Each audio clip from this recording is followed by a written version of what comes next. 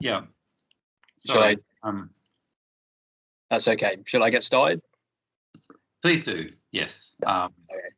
I hope people heard the end of the introduction there. Yes, please do. I can hear you. All right. Well, yeah, I'll get started. And yeah, I think Alex sort of emailed out a handout a couple of hours ago. So I've not got any slides or anything. It is just my face. So perhaps if you haven't got that handout up, you might want to just to have a bit of a break from my profile.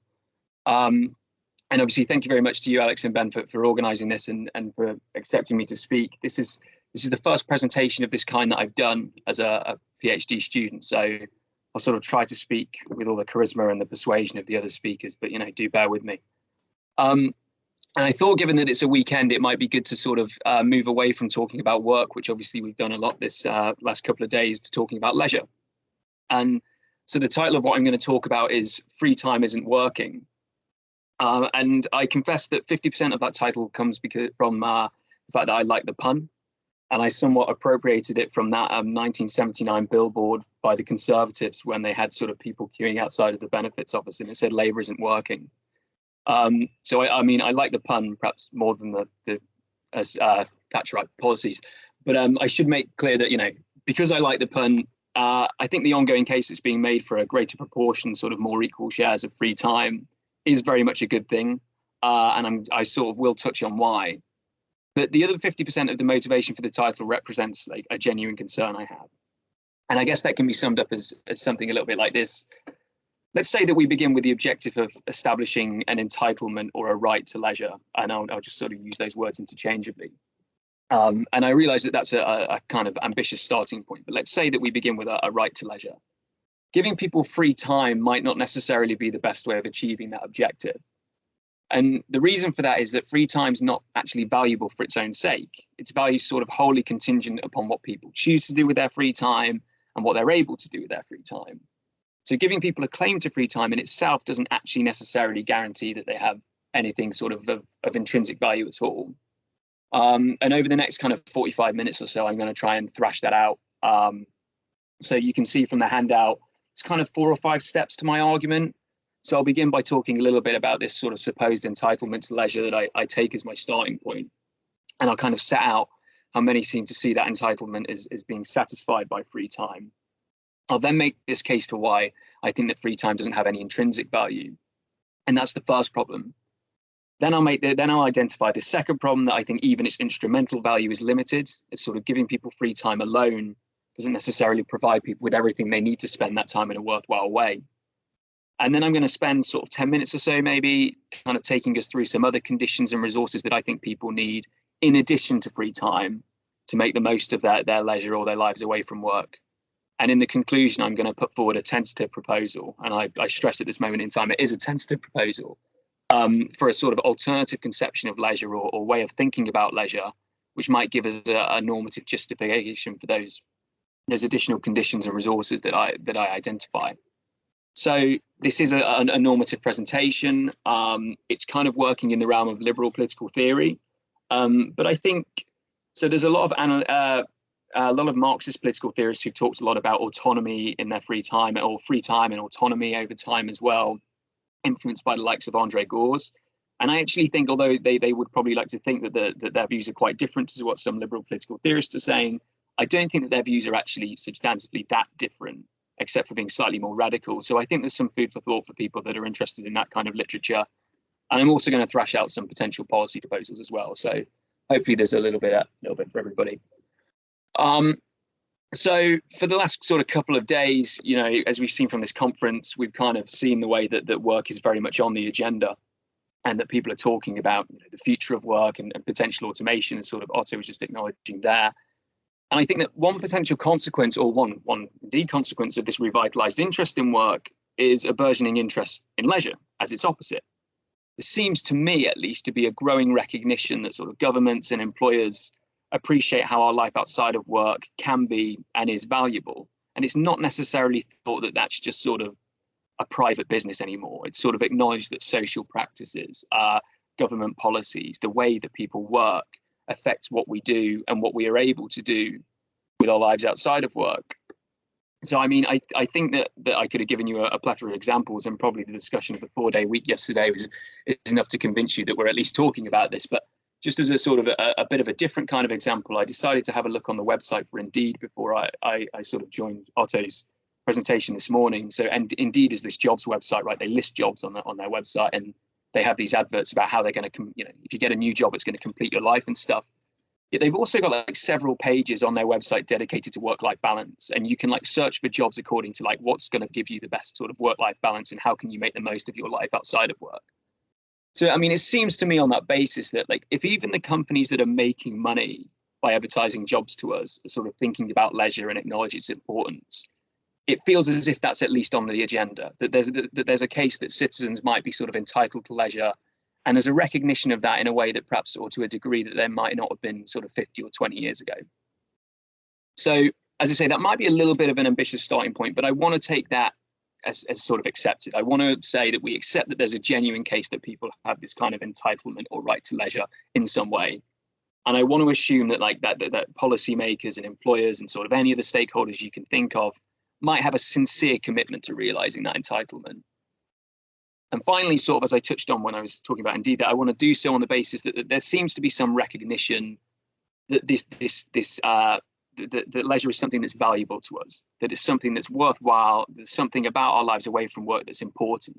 Even if we're not totally sure actually what that is, let's take that as sort of, there's a reason that we're talking about work-life balance. It seems like there's something important about that. And so the question I want to address today is sort of how can that claim to leisure be satisfied? If we take this sincere commitment of a claim to leisure and we do so on the basis that we think there's something worthwhile or valuable about it, how should we satisfy that claim? And so there are different ways of thinking about leisure. Insofar as this sort of discussion about any potential entitlement to leisure has taken place, they invariably associate it with sort of one ideal or one conceptualization of leisure in particular, and that's free time. And the sort of the main thing about the free time view is that leisure is conceptualized temporally as time outside of fulfilling life's basic needs or as time away from work. So we heard during Joe's presentation yesterday, just to give some examples of how this is kind of playing out in the policy space, all these countries that are trialing the 4-day week. The Labour Party manifesto featured it in in 2019. If we go further back, Article 24 of the Universal Declaration of Human Rights states that everyone has the right to rest and leisure, which means reasonable limitation of working hours and periodic holidays with pay. So they see leisure as this time away from work. And this movement for a claim to free time has gained the attention of political theorists too. And not all of these arguments are new, but I'm particularly thinking of the work of Bob Gooding et al. From a few years ago, and notably Julie Rose, whose book Free Time is a really good book if people haven't read it. Now, for the proponents of these views, this entitlement to leisure can, or arguably should, be satisfied by giving people a sufficient or fair share of free time. So, as you can, sorry, I should say, I'm on the second sort of main bullet point of the handout now. So, on all conceptions, free time is time outside of the wage labour market. But I'm also going to sort of take Rose's view as kind of a bit of the flag bearer, because I think she's made the best argument. And she includes time away from the wage labour market, time away from caregiving duties of elderly parents or children, things like that, and personal needs like grooming, sleeping, eating, stuff like that. And the rationale of the general kind of free time view is that if we limit the time people spend in the wage labour market, if we sort of take measures to encourage that housework can be fairly shared between male and female members, if we ensure that there are opportunities available for people to gain support for their caregiving duties, all people are going to have a certain amount of hours left over in the day or week to spend as they wish. And if they have enough of those hours left over, then this entitlement, this claim to leisure can be satisfied. Right now, I should at this point stress that these are not the only arguments for free time. There's like good arguments about sort of how it allows people to participate democratically. Julie Rose talks about how giving people more free time can give them a chance to stand for office and things like that. And that's one of the reasons I'm really sympathetic towards the free time view. But at minimum, we can say that if we're talking about this entitlement to leisure, then giving people free time is thought by these proponents to satisfy that entitlement. So for Rose, it involves reconceptualizing leisure as a resource, the resource of free time. And that's a quote. Now, The problem for me, if we go down to the second half of the handout on page 1, the problem for me with conceptualizing leisure as free time like this is that it ignores how people actually spend their free time or what they do with it. So as a result, we open up this possibility that free time can be spent doing nothing that's worthwhile or valuable at all. So I'm going to offer a couple of cases to demonstrate here and see if I can sort of trigger your intuitions. The first is completely hypothetical. The second is sort of real. It's based upon a town in Austria in 1930, but I've embellished it slightly. So for the first case, which, as I say, is completely hypothetical, we'll call it furlough. And I'll read this out. So during the first lockdown in the COVID-19 pandemic, Anna has been placed on furlough. She's no worse off financially, as her employer has offered to supplement the remaining 20% of her wages, which are not covered by government. She's actually better off as she has very little to spend her money on. Now, in the early days, she enjoys the additional time on her hands and uses it to read, watch films, and enroll in an online course. But over time, the reading and films become boring, and the online course becomes more of a chore to the extent that she halts it altogether. She spends more and more of her time blankly staring at the television. She sleeps later and for longer. She drinks more, and she misses her friends and family. Although she has much more time outside of work now, she feels as if she did much more with her time before the pandemic, when she spent her time away from work playing sports, going out with friends, and valuing the remaining time at home. The COVID lockdown means that none of these opportunities are available to her now. And now the second case, which is pretty similar actually, but I'll call this Marienthal. So the residents of Marienthal have been made unemployed by the closure of a local factory, which employed most of the town. There are few other job opportunities in the area. However, the government has responded with excellent welfare provisions, meaning nobody is poor or destitute as a result of losing their job. Before the factory closed, Marienthal was a vibrant town with lots happening outside of working hours, but all of these activities have now ceased. The unemployed of Marienthal have very little to do all day. And this is a quote here: "Now that they are no longer under any pressure, they undertake nothing new and drift gradually out of an ordered existence into one that is undisciplined and empty. Looking back over any period of this free time, they are unable to recall anything worth mentioning." And that quote comes from this, which is Marienthal. So it's the sociological record of this town in Austria in 1930 by Marija Hoda, Paul Lazarsfeld, and Hans Zeisel. And as I say, like, I've embellished that anecdote slightly, or that case slightly, but in general, it's like pretty loyal to the facts, which is that this town sort of, everybody was made unemployed, but the Austrian sort of welfare state stepped in. Now, by virtually any metric, I think, well, at least for me, I think both Anna and the residents of Marienthal have got a high amount of free time, like more than the average amount of free time that you might come across people having. So if we think of leisure in terms of free time, they've got a high amount of leisure. But at the same time, it seems like they gain virtually nothing from that leisure. So Anna dedicates more of her time to sort of sleeping, and she's bored for longer. She misses going out and stuff like that. In the words of Jehoda and co, the Marienthal residents drift gradually out of an ordered existence and are unable to recall anything worth mentioning. So these people have a lot of free time, but the free time they have kind of seems worthless and pointless. Now, it seems to me that when people look to sort of ground an entitlement to free time, they seem to simply assume that this free time is going to be spent valuably. But this is a mistake, because free time as a resource, recall that I said that Julie Rose involves reconceptualizing it as a resource. Free time as a resource is not valuable for its own sake. It's like money or something like that. It's valuable only insofar as it's used by people to do valuable things. So if people spend their free time doing absolutely nothing or nothing of any value to them, then it's pointless. And I should probably clarify that. I think that goes for either an objective or subjective measure of value. I think that you could say that somebody has their own kind of subjective measure of what it means to spend their time valuably. And if they don't do that during their free time, then it's still pointless. We don't need to kind of rest on an objective or agent insensitive notion of value there. So the crucial point is that if we're looking to recognize this entitlement to leisure, and we do so by giving people a sufficient or fair share of free time, it's not guaranteed that we give them anything of intrinsic value at all. Claim to free time is satisfied when people spend it in ways that are not, or that they don't find worthwhile. I think this is kind of reminiscent of Amartya Sen's phrase about the fetishization of resources, right? With little attention of what people do with that resource. Yet it seems that if we're interested in giving people a claim to leisure, and as I say, we're motivated to do so on this intuition that leisure is valuable to people and in some way, important to people in some way, then we want that claim to leisure to properly reflect that value. So satisfying an entitlement to leisure by giving people free time doesn't actually seem to reflect the rationale behind the desire to enground that entitlement to leisure in the first place. So that's the first problem that I've listed on the handout there. And I'm now going to move on to the second problem as I see it, because I imagine if there are any sort of keen free time proponents among you, or just sort of anti-paternalist liberals, you're probably thinking, well, it's not really the role of the state to dictate how people spend their free time or to scrutinize whether they get value from it or not.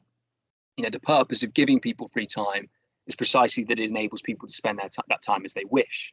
You know, it's ours for what we will, as the sort of the phrase goes. And so, you know, we shouldn't be too worried about whether, you know, we shouldn't be too worried as sort of liberals about looking into what people do with their time. The fact that free time's got no intrinsic value is not necessarily a problem. Free time has the instrumental value of allowing people to do things with that time that are worthwhile. So Julie Rose says something on this line, something along these lines. She says that free time is important to people for pursuing their conceptions of the good.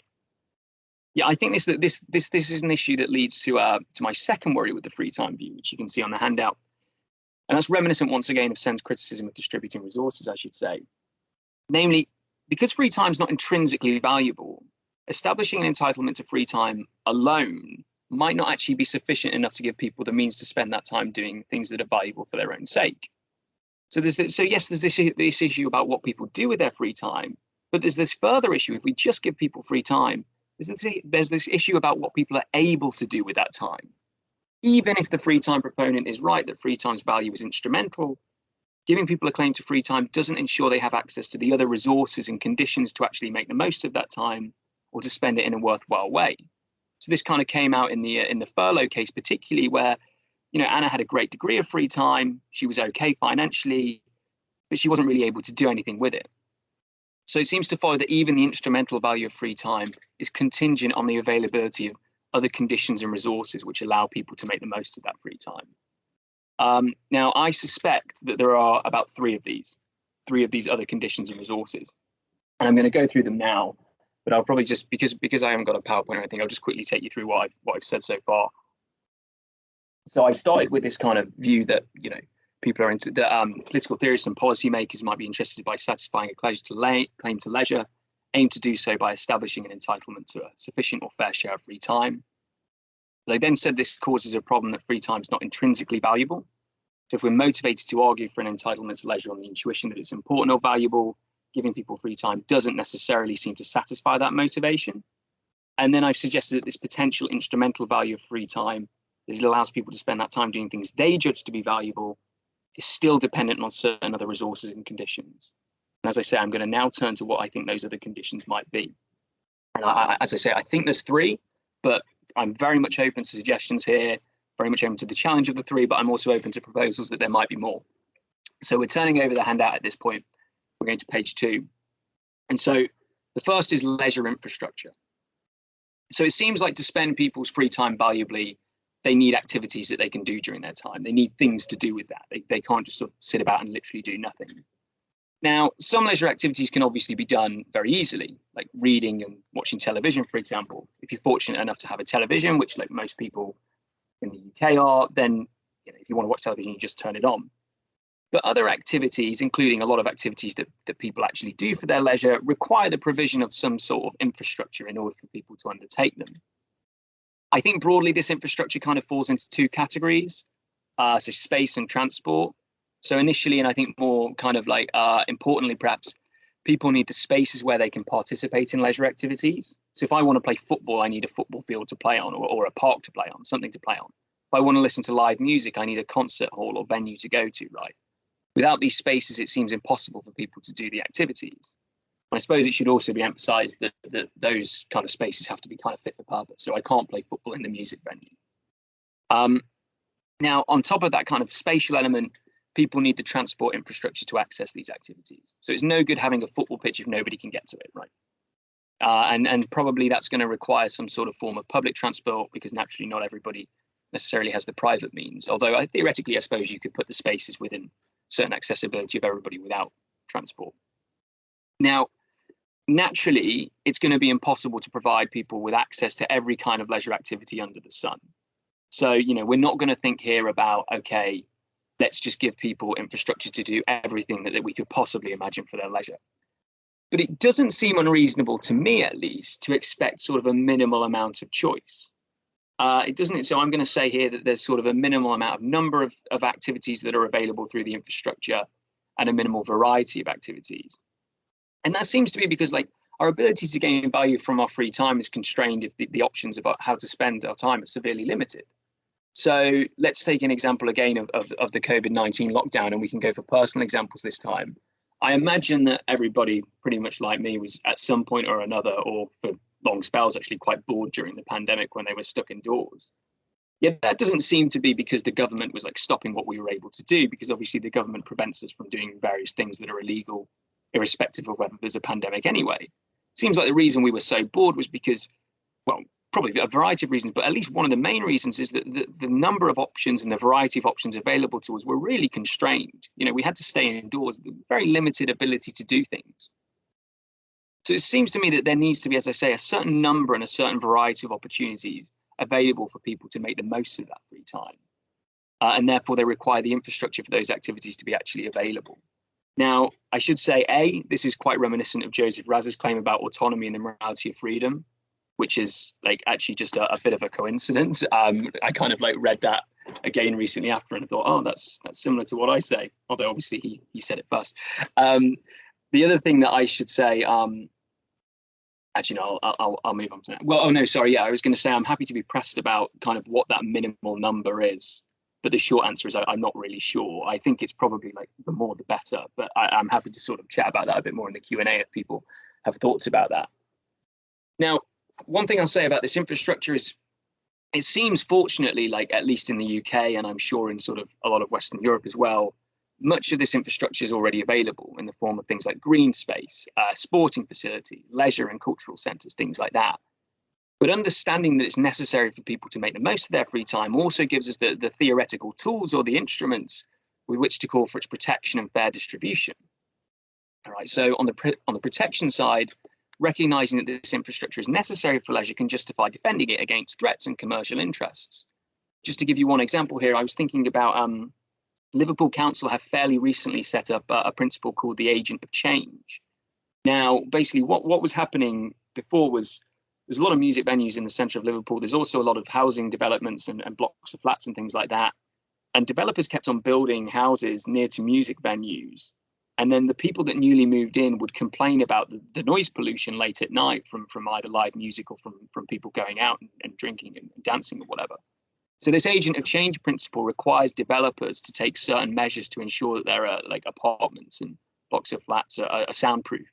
And as a result, that's protecting those developments in a way that actually is not happening in a lot of other cities across the country, where this kind of closure of music venues is still going on. So I think that's just one example of how this principle that people are entitled to leisure infrastructure could be used. It could be extended to everything from the protection of green spaces and public parks to proper vetting of sort of football club ownership to ensure local clubs don't collapse. Theoretically, there might be quite a wide range of policies that we could justify here. So as I say, I think that's the protection side. And I also think there's a distribution side.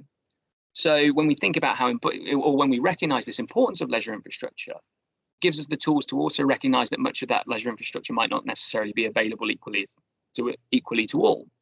So as an example, according to a 2019 report by the Campaign to Protect Rural England, in the UK, almost half of the country's most socially deprived areas are more than 15 miles by road from national parks or areas of outstanding natural beauty, which makes them very difficult to access without a car.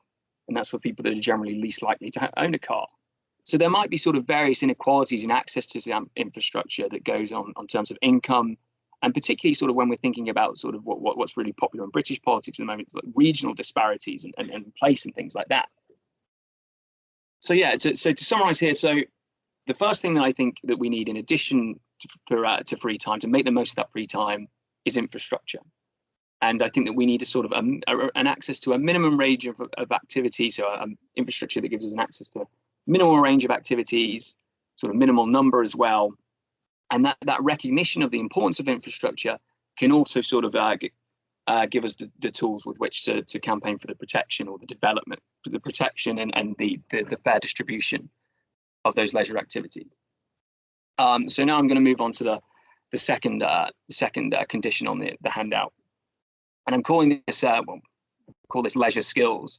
So at this point, I had a quote from Keynes's Keynes's grandchildren essay, and I'm hoping that Otto doesn't disagree with my reading of it. But it's just a small quote.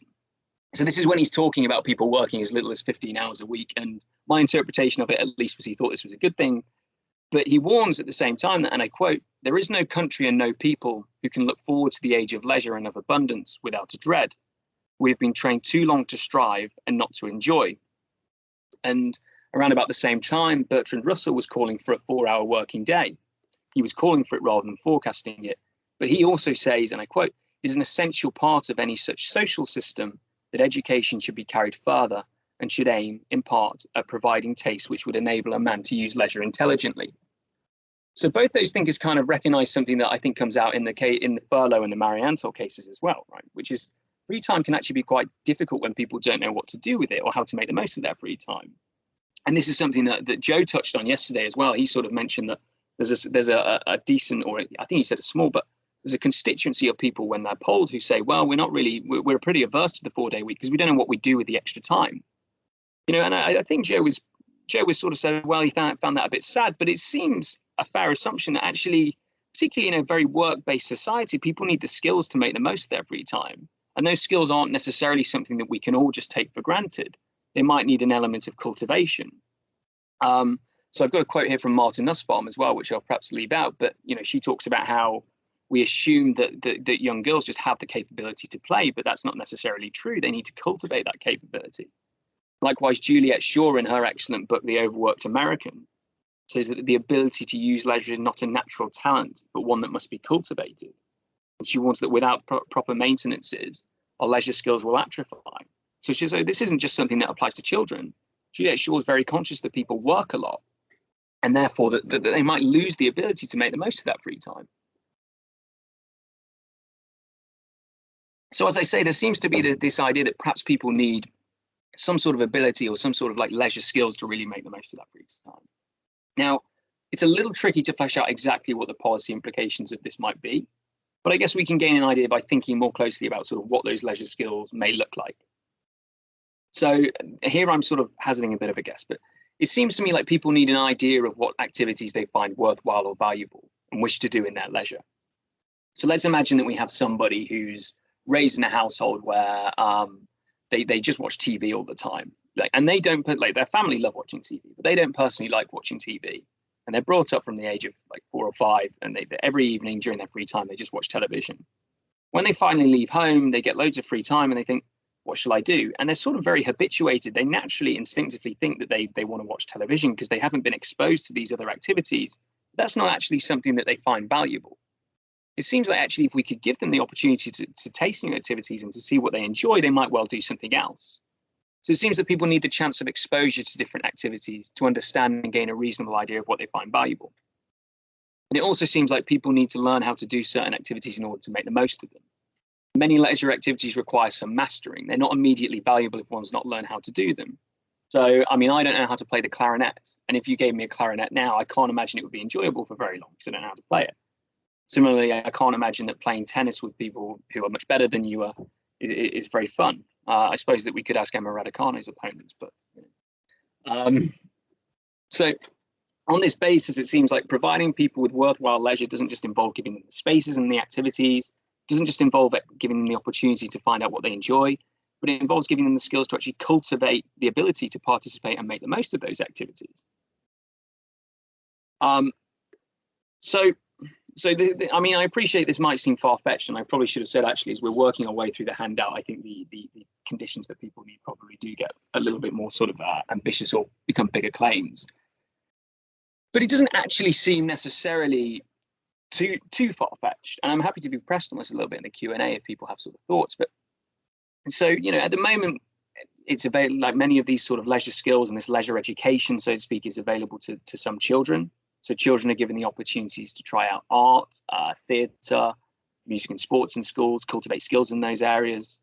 They also get the chance to participate in those activities and other hobbies outside of school. But these opportunities need to be made much more widespread if we're sort of serious about giving people this valuable free time or this valuable leisure. So at the moment, they aren't necessarily available to all children, depending on stuff like family income and neighbourhood. And they're certainly not available to adults in the same way. So I wonder, and as I say, I'm happy to be pressed here, Whether recognizing the ability to make the most of one's free time means rolling out the opportunities to develop these skills to everyone. We might think about ensuring that things like art and sports lessons and tryout days are sort of genuinely open and available to adults and children that might wish to use them. I also think, by the way, there's a third reason that people might need to cultivate the leisure skills. And this is something that Juliet Shaw touched on, as I said, and that's due to the malign influence of work. And I'm going to say a little bit more about this now as I move on to this third condition that I think people need in addition to free time, which is genuine freedom from work. And I actually emphasize the genuine here because sort of by definition, free time is seen as time away from work. But its temporal nature, remember I mentioned that temporal nature, means that we say little about how work may influence that time.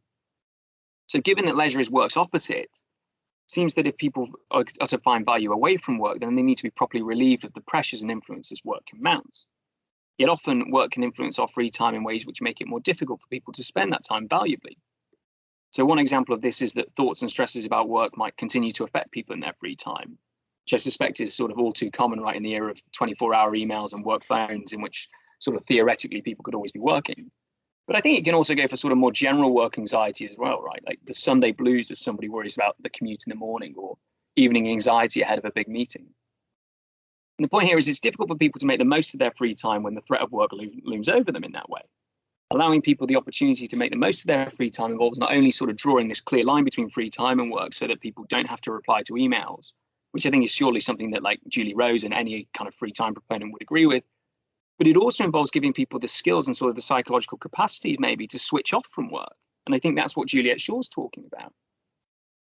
On top of this, I think work can also undermine and influence our free time in more covert and less obvious ways, at least potentially, as work habits spill over into our free time. And that's to borrow a phrase from the American sociologist Harold Walensky. So I'm not sure whether anybody kind of has come across this literature. There's a little bit in it. Adina Schwartz has a paper from in ethics from the 1980s where she cites the work of Adam Smith and Emil Durkheim. And she talks about how if individuals work in conditions where they're unable to exercise their autonomy, they'll live less autonomous lives outside of work.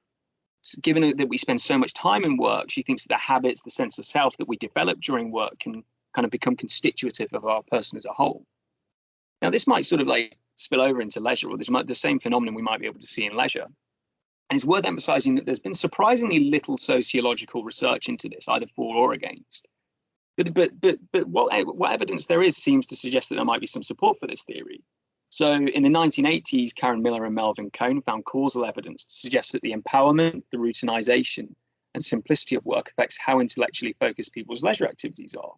So those performing simpler and more routine jobs tended to gravitate towards more simplistic and less intellectually challenging leisure activities. And there's also growing contemporary evidence that people who do more sedentary work, like office jobs, are more likely to spend their time outside of work, less actively doing sedentary things like watching television. And I think I should stress here that, I mean, I'm not a sociologist, but I imagine it's extremely difficult to expose those different variables. But the evidence, at least of the authors that I've seen, tentatively suggests that these habits actually sort of cut across potentially other influential variables like household income and education level.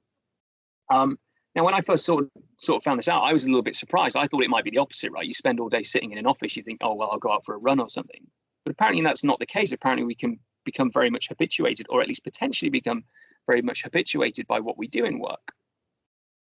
But the broader point I'm making here is that it's difficult to imagine our free time being particularly worthwhile if it's too affected by work, either because it causes us some anxiety, making it difficult to enjoy that time, or because we become habituated to behave in a certain way.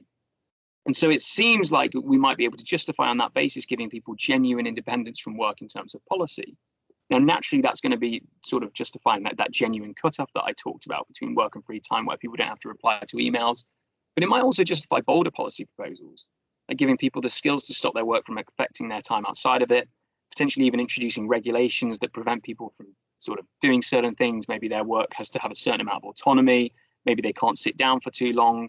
It has the potential to justify those sorts of policies, right? So to remind you then, we've got these three conditions, at least three, that I think that people need to make the most of their free time. Without those conditions, I suspect even this instrumental value of free time that we talked about is pretty limited. I think at this point, it's probably, I think I'll go over, I think I've probably got time sort of to go through it properly. So at this point, you might be thinking, well, what if we give people like a fair distribution of income?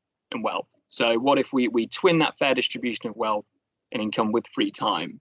Can they not then make the most of that free time? So let's say we give people a 4-day week in universal basic income, right? And political, like actually Julie Rose is surprisingly sort of quiet on this. She says, she only really briefly acknowledges that she sort of imagines that this fair distribution of free time that she's thinking about will be twinned with a fair distribution of income. But as I say, let's assume that we've got this kind of just or reasonably just distribution of income. Is that not enough then to allow people to make the most of their free time?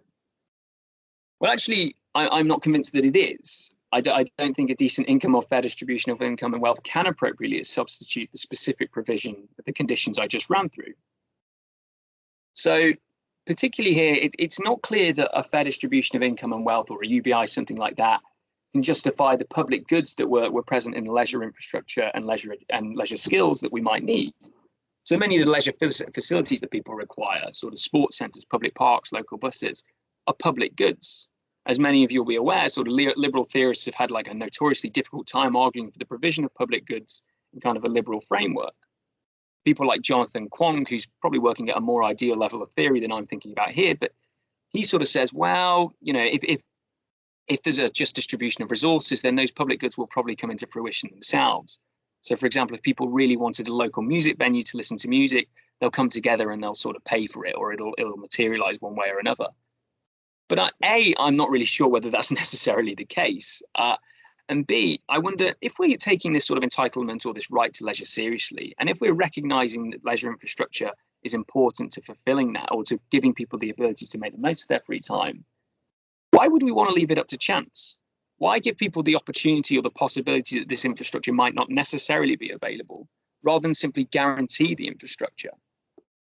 And I think the same goes, as I should say, for leisure education, which is also a sort of public good. I should also say that I don't think that a fair distribution of income or a universal basic income, something like that, necessarily justifies the more nuanced policies that I was talking about, like the agent of change principle in Liverpool, or giving people more autonomy in their work, things like that.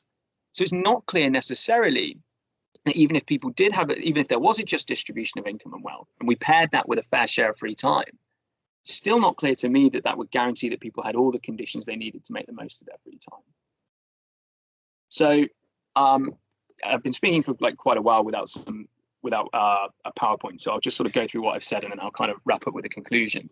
So I sort of began by suggesting that if people are interested in establishing a claim to leisure, they tend to do so by saying that citizens should be entitled to a sufficient degree or fair share of free time. I then argued that this suffers from these two problems: one, that free time doesn't have any intrinsic value, and secondly, that even its instrumental value is contingent upon various other conditions. And I just ran through those three other conditions that I think that people need to make the most of their free time.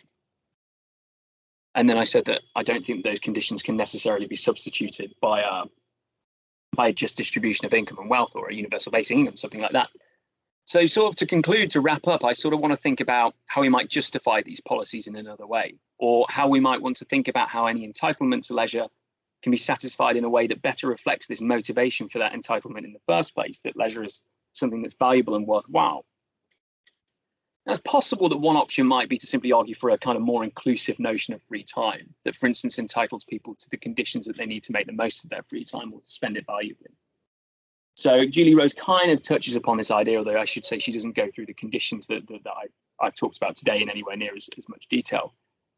But that seems to me to be a slightly disingenuous portrayal of what free time is, at least according to its name. Remember, free time is this distinctly temporal resource. So it seems on that basis that we're going to have to move away from this sort of very conventional use of free time, which I think is actually quite counterintuitive for a lot of people and could be quite confusing. I mean, it seems strange. Let's imagine that we say, oh, everybody's entitled to free time. Everybody's entitled to a 4-day week. Therefore, we need to build a football field or a park. There seems to be a step along that process that doesn't totally make sense, and that we need to thrash out a little bit more. An alternative, which I think is perhaps more promising, is to adopt a different conceptualization or conception of leisure. Shift away from thinking about leisure in terms of free time, and perhaps even towards thinking about it in terms of what people do or are able to do with their time outside of work. Now, at this point, this is where I'm going to put forward a tentative proposal. I've kind of got this from Aristotle, although his is much more elitist than mine.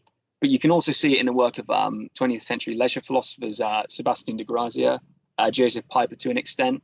And there was a whole field of sort of sociology of leisure that really kind of came to fruition in the second half of the 20th century. And you can see it in the works of the likes of John Kelly and Geoffrey de Mazadier from that school. So this conception sees leisure as activities which are ends in themselves. And the key difference between this conception and the free time conception is that it places an emphasis on the intrinsic value of leisure. Conceiving of leisure as activities which are ends in themselves encourages us to think of leisure as valuable for its own sake, i.e. as an end or as ends, rather than to think about it as only having instrumental value. And this in turn seems to mean that if we think about what an entitlement to leisure might entail, we should consider all of the conditions and resources people need to do worthwhile things with their lives outside of work, and for these things to be worthwhile for their own sake.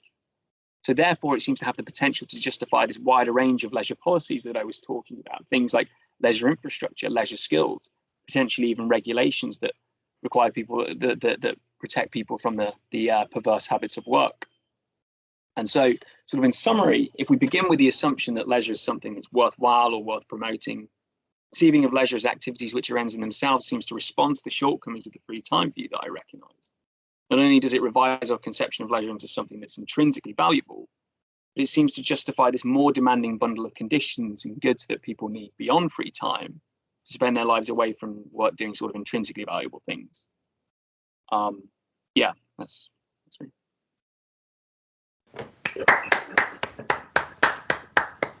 Thanks for that. That was fascinating. So what we'll do is we'll take a break until 20 past the hour, come back for questions. As always, some of us will be in Gathertown. All right, I'll see you in a few minutes.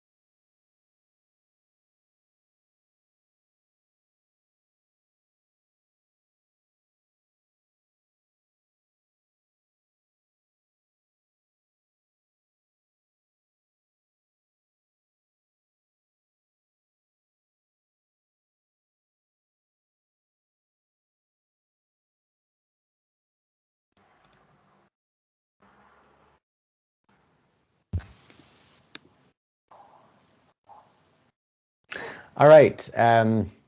So we had a really good talk before the break by Simeon Goldstraw. Thanks for that. And we're ready to have some questions. I'm happy. I'd very much like to give priority to students and early career researchers. If there are any who want to ask a question. Okay, Otto, you fit the bill, so why don't you go ahead?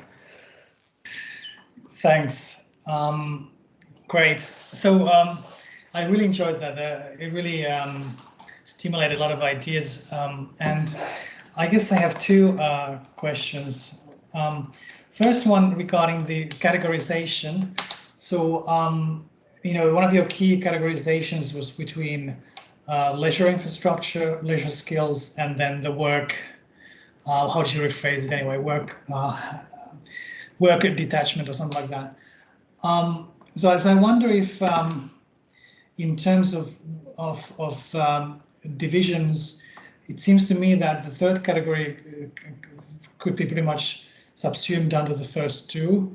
That is, on the one hand, is part of leisure infrastructure. On the one hand, is part of leisure skills. I wonder if you disagree with that, or if you think there's something there that deserves something that is more than mere leisure skills and more than mere infrastructure for leisure. But the second comment is regarding the. Actually, just to make sure we don't run out of time, I want everybody to do just one comment or question to start off. Okay. We've got more people. We've got more people in this session. You never know how it's going to go. Sure. Okay. Yeah. Yeah, thanks for that. And yes, it's definitely right that there's some crossover between the categories. I think that's fair to say.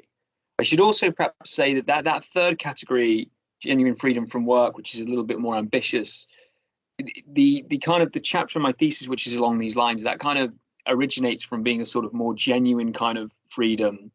And I discuss these worries about, from more critical theorists, about the potential of like consumerism and capitalism and things like that. And at the moment, I'm an analytical political theorist. I'm not really totally sure what to do with those concerns but I think that it's reasonable at least to acknowledge them. And I think that sometimes sort of analytical political theorists can be too readily just sort of push critical theorists away and say, well, we don't know what to do with that, so we're just going to ignore it. I think that as you say, yes, I think there's definitely some crossover, and I think particularly in sort of the terms of giving people the skills to get to sort of free themselves of work. But I think that there are also specific policy regulations that it might permit, which don't seem to fall into the other categories. And I'm thinking here about stuff like maybe we say that people's work has to have a certain amount of autonomy.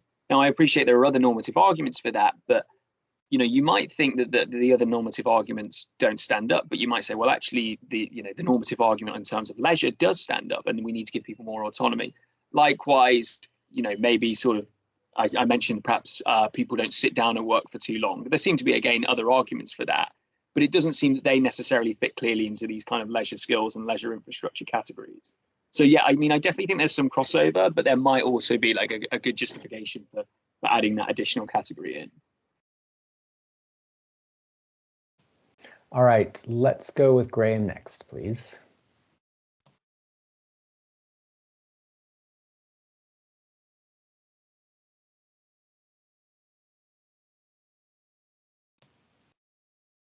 That seemed to be a case of terrible timing. He's okay. I'm going to assume that Graham stepped away from his desk for a second. I'm sorry, I'm here. Oh, okay, great. Right, sorry. I don't know what happened, seemed to get cut off. But just to recap, I was saying to Simeon that I found both his work extremely helpful and important. I noticed that he did pick up on a comment by Aristotle in terms of activities being chosen as ends in themselves. I think that Aristotle, I mean, I agree, he's quite elitist. He makes a separation between work as necessity and leisure. What comes forward in terms of his view of leisure is that you need to be trained to pick up on in terms of developing your leisure skills. In a modern day conception, most of us develop our skills for leisure through a work environment, through capacities. We build that up and transfer them over to a leisure side. And that's perhaps one area where I'm quite critical of UBI, because if you don't have a knowledge of a work environment, then your ability to pick up capacities, which you can then transfer into a leisure environment, are quite limited. So I agree that we need to develop the base of people having the capacity in order to use leisure.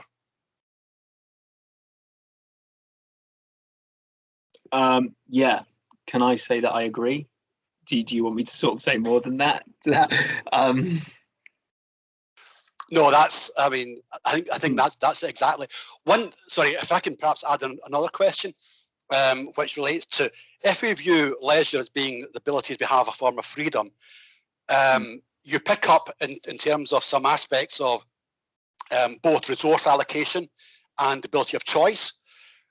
In terms of looking at Berlin's notion of freedom between negative and positive, where along that line do you draw in terms of, because some parts of it in terms of you have to have the autonomy to be able to choose your form of leisure in terms of development, which is a personal choice, but on the other hand, in terms of because there's a resource allocation, it has to be handled collectively.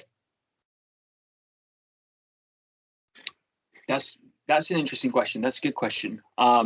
And it kind of touches upon also what I was saying about this kind of like this critical school as well, right?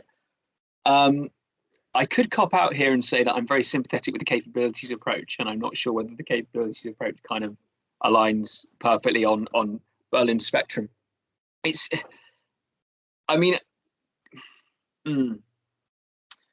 I think definitely there is an element of positive liberty in there, insofar as I say, particularly with this kind of genuine freedom from work.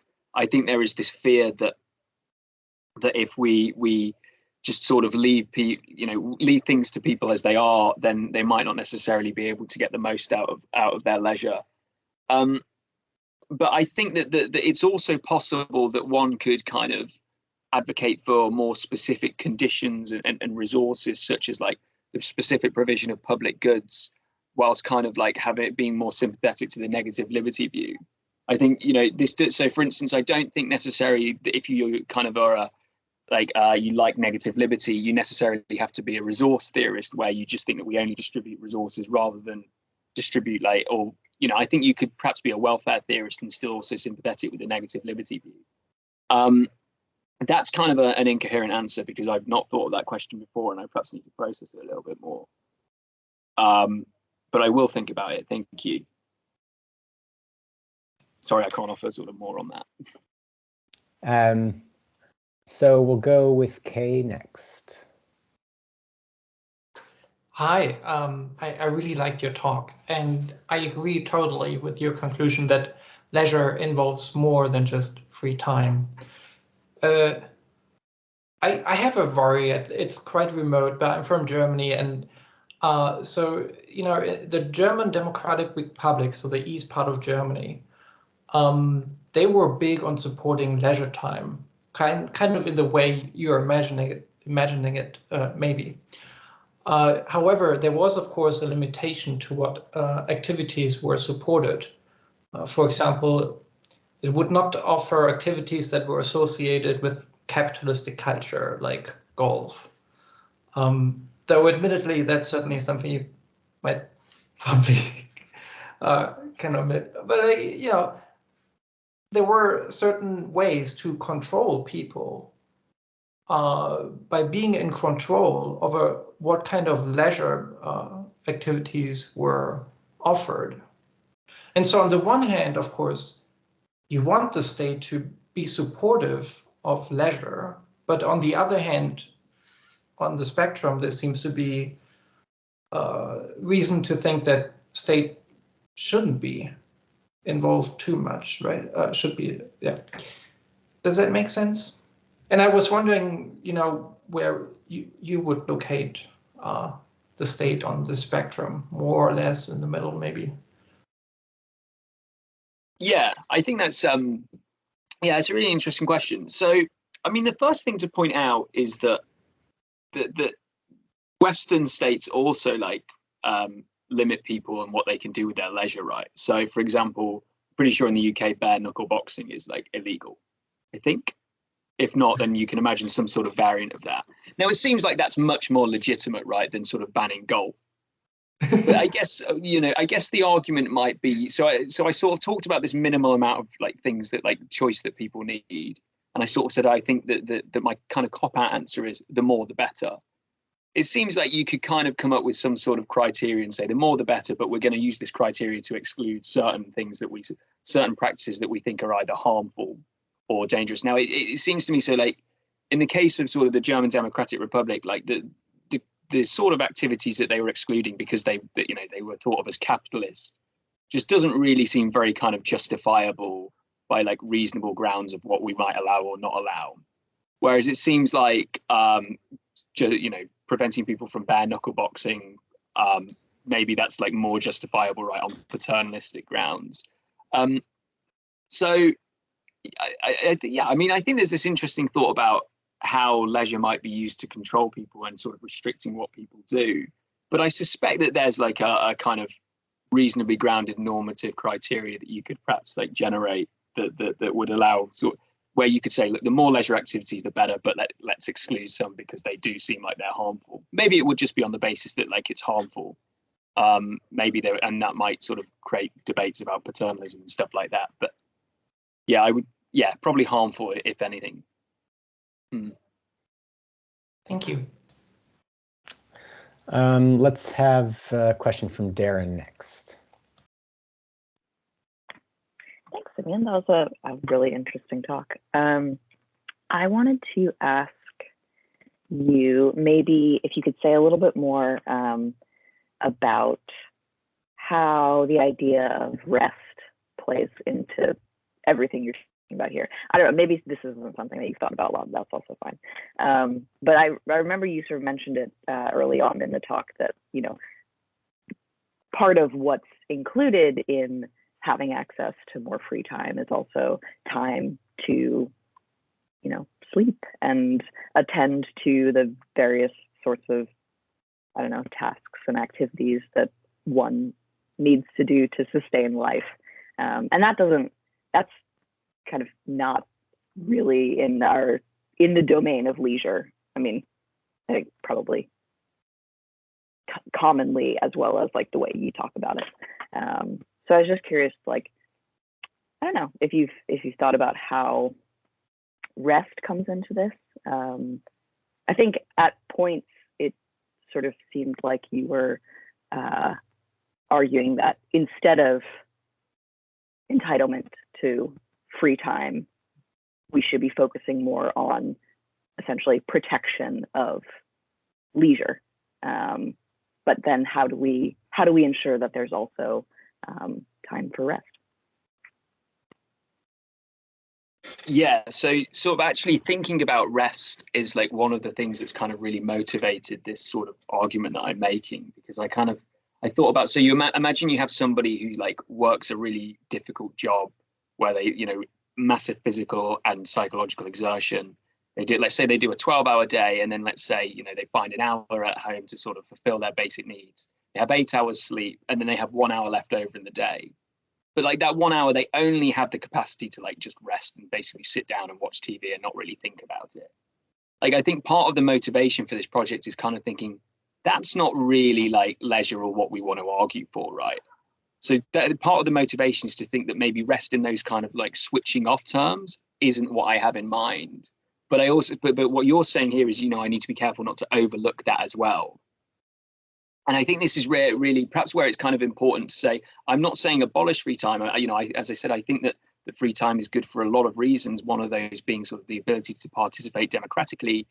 But I'm saying that also if people are to make the most of that time, they might need these other conditions. So I think that we could perhaps bed in a calculation which says you give people a certain amount of free time that, for example, gives them the opportunity to participate democratically, gives them the adequate opportunity to rest.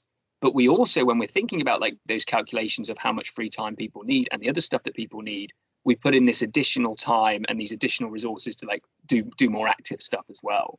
So I think that they can like complement one another. But I think essentially, if you protect free time, but then you add stuff on and you kind of plug things into it, you can kind of accommodate both the kind of theory of leisure that I have, but also these kind of like stuff, the other reasons that we need free time, which is, as you say, things like rest as well.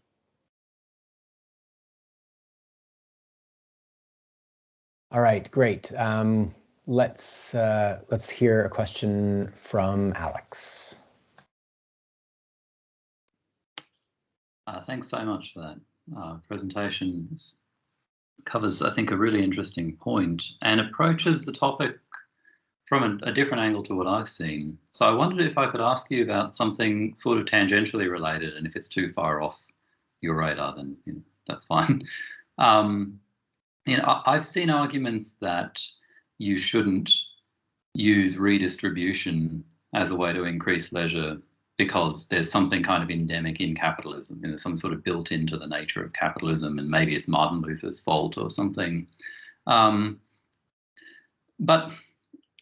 I feel that sometimes there's something naive about that framing, because there's a book, for example, by Martin Hegland, I wrote a review of that, where he makes this argument that it's not just about distribution. That capitalism doesn't generate free time, he says. And I thought, well, that's naive, because Jeff Bezos has enough assets to buy, the entire UK into early retirement, just about, if you wanted to do that. So in a way, the system is producing enough assets to buy huge amounts of leisure. It's just not distributed appropriately. Thinking about Keynes's argument, he I think was perhaps thinking of just an increase in wages, that wages would just get so high that people would be able to earn enough to live for a week in 2 days. And so why wouldn't they just work 2 days? If they were, if they were big consumers, maybe they'd work 3 and then they'd buy more stuff. But it's up to people, I guess, was the thought that was there. But what he didn't predict was that in the 80s, wages would just flatline. Real wages, would just flatline. So I'm wondering which way around you see it. One argument is, look, because we don't know how to use leisure, we haven't tried to gain it for ourselves. But that faces the argument that really the problem is just the flatlining of real wages. Or is the thought that we don't value leisure because right now we can't have it. We've just built a political economy in which it's not available to us. It could be, but it would require a serious redesigning of the system.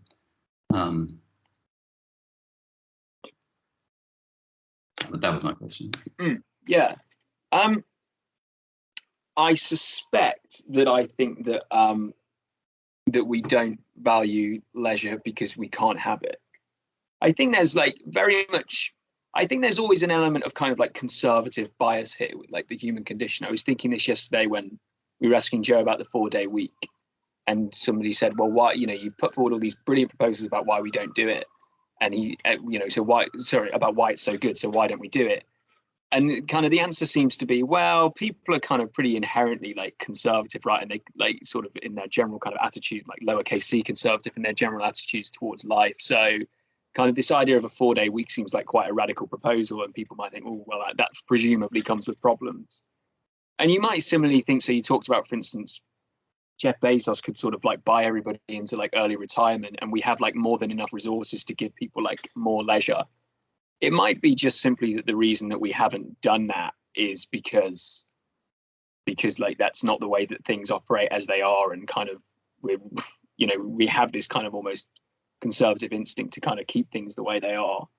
But yeah, I definitely think I'm of the view that we don't value leisure at the moment because we can't have it, or maybe can't isn't the right word, but at least we don't have it, as opposed to not having it because we don't value it. I would stick to I would very much kind of stick to the conviction that I think that people do, even in the very abstract, find the ideal of leisure sort of quite attractive, and would you see all this polling, whether it be like that people want more free time, and they also want to make them more of their free time.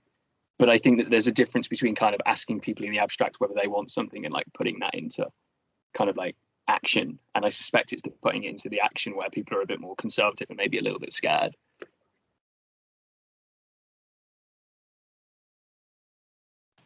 All right, we'll take a question now from Janos. Thank you, Simeon, and apologies for missing some of your talk due to some technical problems. I hope I still put together a relevant question.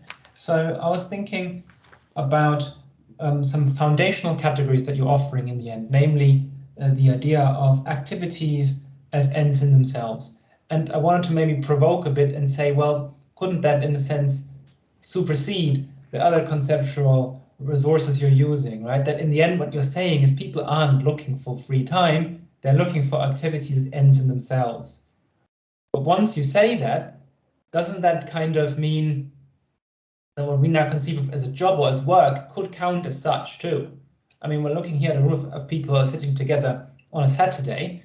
Yeah, none of our employers expects this from us. Yeah, and we're listening to it because supposedly we think this is something that belongs to us, maybe even almost in a recognition theoretical sense of, you know, this is us being part of some community of scholars or whatever it is that motivates us. But anyway, the provocation is there then a fundamental distinction between ends in themselves and something, activities that just means to something else, and what might this do to your framing? And then as a sort of slight add-on, if you accept this, don't you then also end up with almost, let's say, nicely fitting in with the sort of idea that you find in Marxist scholarship or Humboldt, in Wilhelm von Humboldt, that what human beings are looking for is some kind of self-activity, yeah, that the development of those capacities for it, and so on and so forth. So yeah, so to take the kind of the broader question first about almost this kind of like, it's like I am very much kind of working through what this distinction between like work and leisure is at the moment, and there is this risk, as you say, that if you think of leisure as ends in themselves, then does that then open up the possibility that that could be work? I would be perhaps skeptical about using academics as an example, because I think that we're perhaps in quite a fortunate position, perhaps along with sort of like musicians and sports people, where we actually probably do things that we kind of quite enjoy and would do outside of work anyway. I suspect that there are many other jobs you can find where people would never be found doing it on a Saturday if they weren't compelled to. My view at the moment is yeah, as you said, that like work is a means and that leisure can kind of be an end. And I think that fits for a lot of categories insofar as people need enough, like people are at work because they like make money to live. As I say, I don't think it's perfect because I don't think it works for every job. I think it makes cases like voluntary work quite difficult. It's kind of difficult to work out whether, well, is that work because you're sort of bringing about the mean or doing the means of making the world a better place, or is that leisure because it's an end in itself, you don't really gain anything from it personally? So this is a bit of a sit on the fence answer because it's one that I'm sort of still struggling with. To pick up on the Marx point, so was your kind of view of Marx that kind of particularly how he sort of speaks in the Paris manuscripts and sort of his earlier work, although also in the critique about, yeah, when it sort of work and leisure kind of becomes one thing? Yes. I suspect that is quite far off from current work practices. And so maybe I wouldn't be averse to that if I thought that was like remotely possible, but I don't think it is remotely possible. I think I'm more sympathetic to like Marx's kind of view around kind of capital and sort of the Grundrisse, where he seems to very much kind of, where he thinks, no, the realm of necessity is still the realm of necessity. It might be better in communist society, but there is still this sort of like foundational work that we need to do, which is a means, which can't really be an end in itself, because there's sort of an element of difficulty and sort of kind of plight about it, I guess. To answer your question?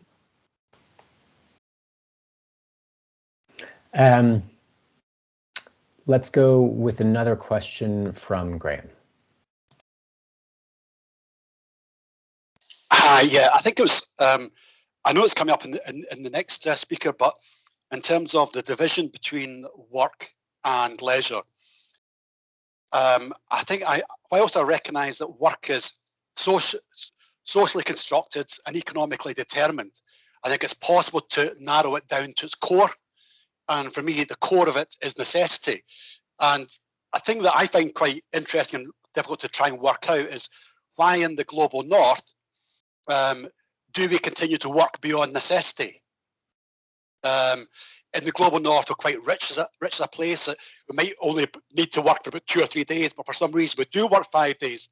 And it's more than just for food, clothing, shelter. Work gives us something else. And why do we do that? Why do we not stop at that stage and move over to leisure?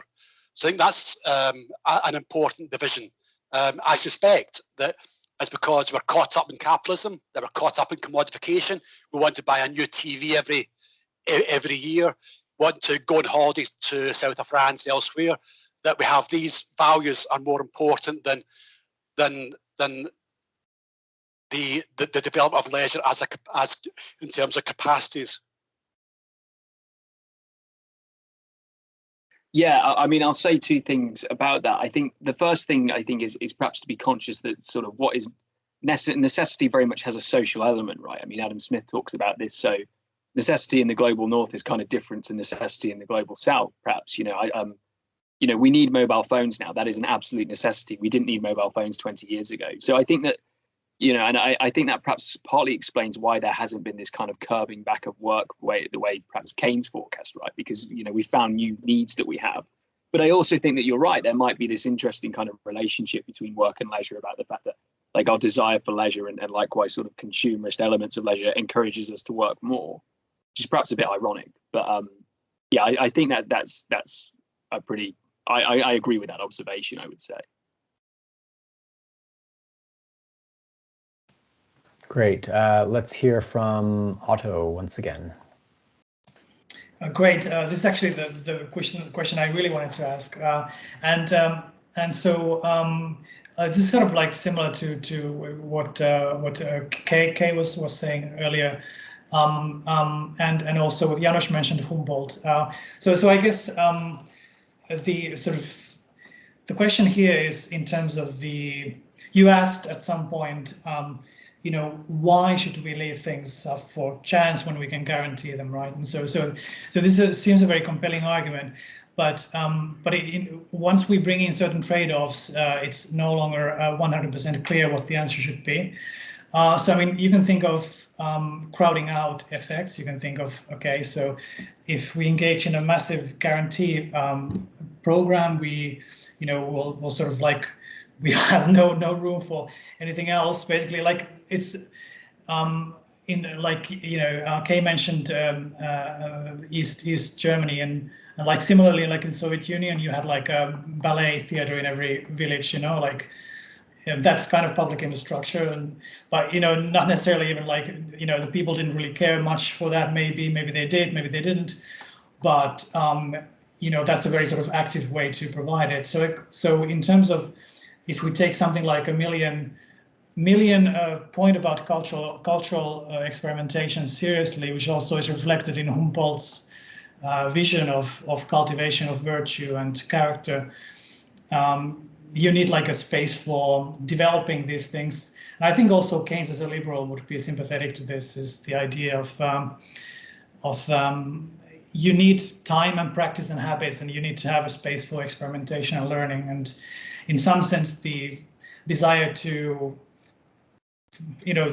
provide things from the outside, as it were, can conflict with the idea of things developing from within. So, for example, it's just, sorry, I'll shut up after this, but my experience, for example, I love opera, I do, but the way in which it is subsidized in many countries is rather bizarre to me.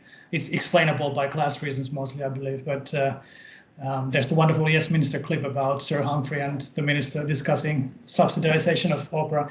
But anyway, when I was growing up, for me, the public infrastructure for leisure infrastructure, the best leisure infrastructure I ever met was provided by underground raves. Okay, and they were the furthest thing from a state-funded thing. So I guess that's just like a rambling on about, but I think just thinking of the trade-offs and thinking of like how much is endogenous, how much is exogenous, and how much room do you have to leave for experimentation and things like that.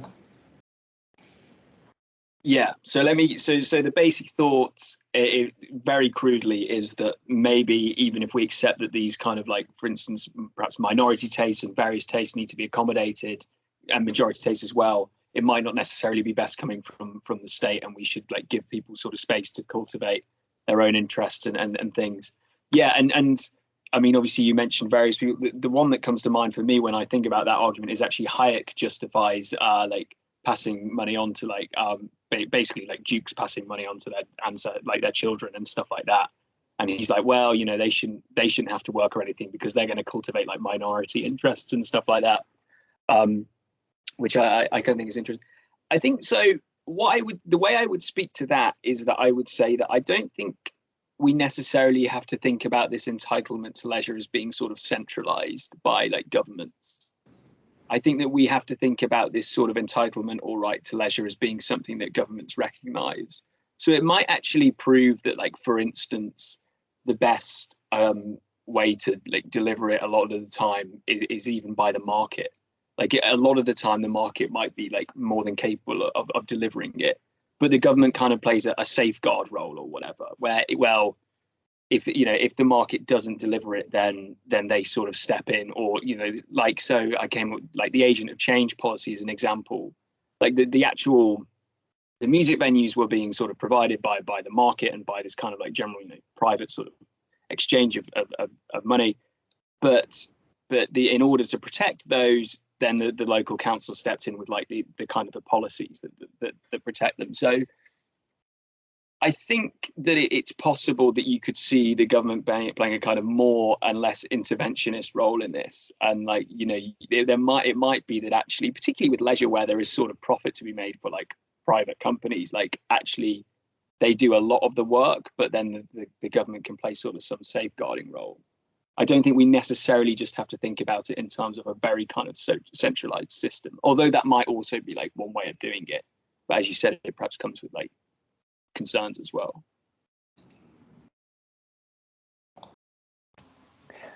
Great. I guess I'll call on myself here. On your handout, you said that, I'll just quote here, giving people free time in its own right is not sufficient enough to give people all the conditions and resources they need to make the most of that free time. So, you know, if we're thinking about this, so I guess perhaps unfairly, I'm going to pick on the sort of making the most of locution in there. It sounds maximizing, it sounds utilitarian. Maybe you are utilitarian in public policy, maybe you're not. But what if somebody comes back and says, look, what people are entitled to is, you know, a reasonable chance to have a reasonably nice time when they're not working. And you need a lot less than the three: leisure infrastructure, leisure skills, and genuine freedom from work.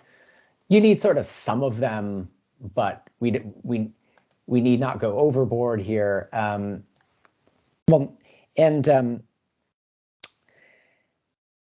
Yeah, and then, you know, I suppose, you know, you can. Okay, so let's take an example. You know, reading a book. So that's, you know, if it's a book you're reading just for leisure, that's okay. So that's the kind of example I have in mind. Why do we spend so much? So that would be nice, and it wouldn't require much by way of infrastructure, not much by way of skills. Perhaps it requires a fair bit by way of freedom from work. But okay, at least it doesn't. You know, for two of the three of them, not much is required. So why do we have this problem? Why do we have the problem that you're trying to solve? The problem of people finding themselves with free time and not really spending it in valuable ways. I mean, I guess a hypothesis I have is that it's willpower, at least, or self-control.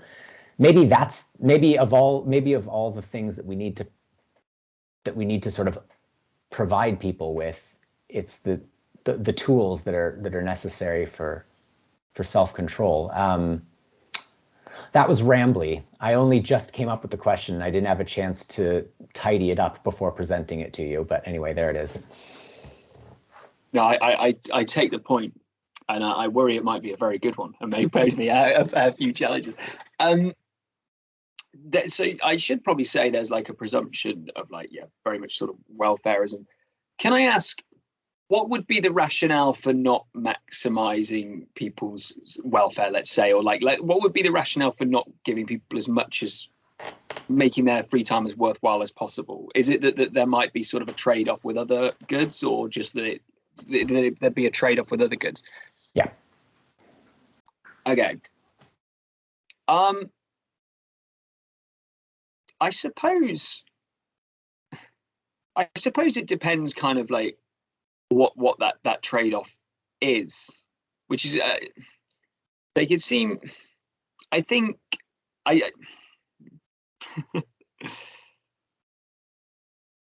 I think that, you know, you could see, I'm sort of quite, obviously because this is what I'm working on, I'm kind of like quite convinced that leisure is a very important thing. And so intuitively, that kind of like your way of approaching it, which says, well, or the way you pose the question at least, which says, well, you know, why not just settle for less? My sort of response, just instinctive response, is, well, why not settle for more? And I find it kind of difficult to imagine it. Like, I'm absolutely certain that there are some goods and valuable that are more valuable that we might think. So, for example, you know, if it's a trade-off between, I don't know, building a place where people can do ballet or a hospital in the Soviet Union, we'll build a hospital, obviously, so that people's like medical needs are accommodated. But it seems actually like, you know, but I think that would kind of have to be kind of judged on almost a case by case basis. And I think that like a lot of what I'm proposing here does seem within the context of the amount of wealth and sort of resources we have available to us to be deliverable. And so in that sense, I would just say, well, why not try and like maximize people's welfare? I think a resource theorist, as I say, would probably go, well, you know, that because that's not our business. But I don't sympathize with that view necessarily. Okay, and then that's fair enough. Any thoughts about the sort of latter point I was making, that lack of willpower or self-control could actually be one of the big problems here? In terms of like making the most of that time. Yeah.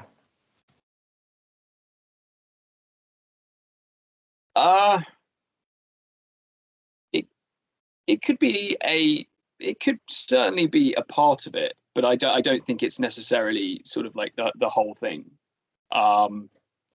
So yeah, I mean, it seems definitely like you say, oh, well, do I want to watch TV or do I want to read, like, do I want to watch TV or do I want to do something productive, like read Tolstoy with my free time? Oh, I want to watch TV. Well, that might be because I don't just like have the energy really to like make the most of that, like because I can't be bothered.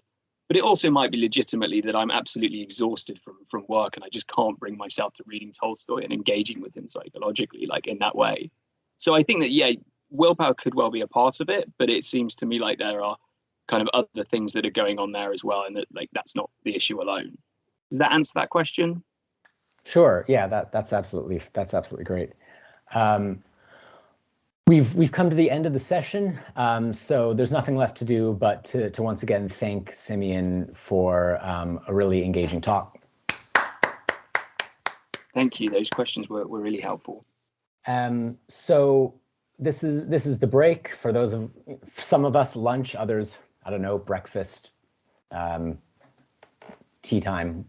I'm going to go do some bare knuckle boxing. It's kind of how I like to spend my free time, so that's just me. Anyway, so we'll reconvene an hour from now, and as always, there may be some of us in the Gather Town room. Alex, am I missing anything before we send people away? No. So as always, sorry, go ahead, Alex. No, I was just complimenting you on that. As always, you'll have to close down this window and use the link for the next talk to open a new window. So yeah, see you all in an hour.